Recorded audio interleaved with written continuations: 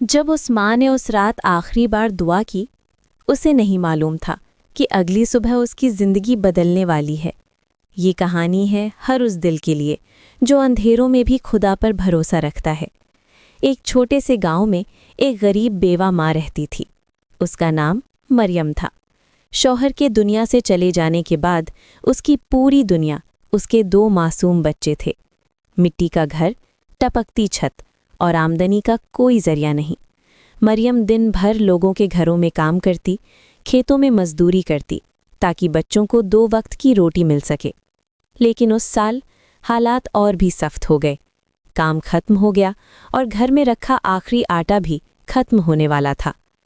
उस रात बच्चे भूख के साथ सोने की कोशिश कर रहे थे। छोटे बेटे ने आहिस्ता से पूछा, माँ, क्या आज खाना नहीं है?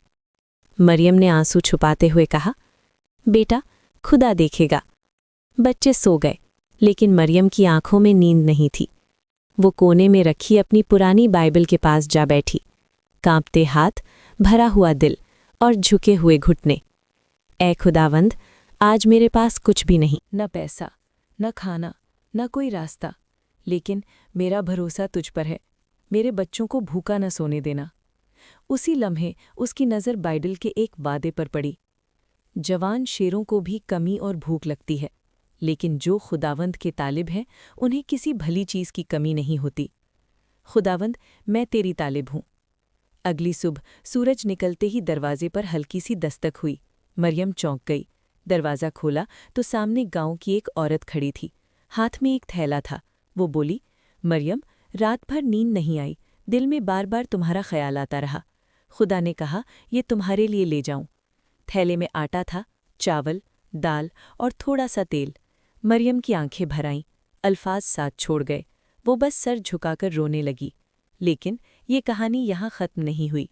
उसी दिन गांव के पादरी आए। कहने लगे, चर्च में सफाई और बच्चों की तालीम के लिए किसी की ज़रूरत है। हमने तुम्हारा नाम सोचा। मरियम ने आसमान की तरफ देखा और आहिस्ता से कहा, ए खुदावंद, तूने मेरी दुआ सुन ली। उस रात मरियम ने बच्चों के साथ बैठकर खाना खाया। खाना सादा था, लेकिन दिल शुक्रगुजारी से भरा हुआ था। मरियम ने बच्चों से कहा, याद रखना, जब सब रास्ते बंद हो जाएं, तो दुआ का रास्ता हमेशा खुला रहता है। ये कहानी किसी एक माँ की नहीं, ये हर उस शख्स के लिए है जो मुश्किल में भी खुदा पर भरोसा रखता है। अगर आप भी किसी आजमाइश से गुजर रहे हैं, तो याद रखें, खुदा आज भी सुनता है।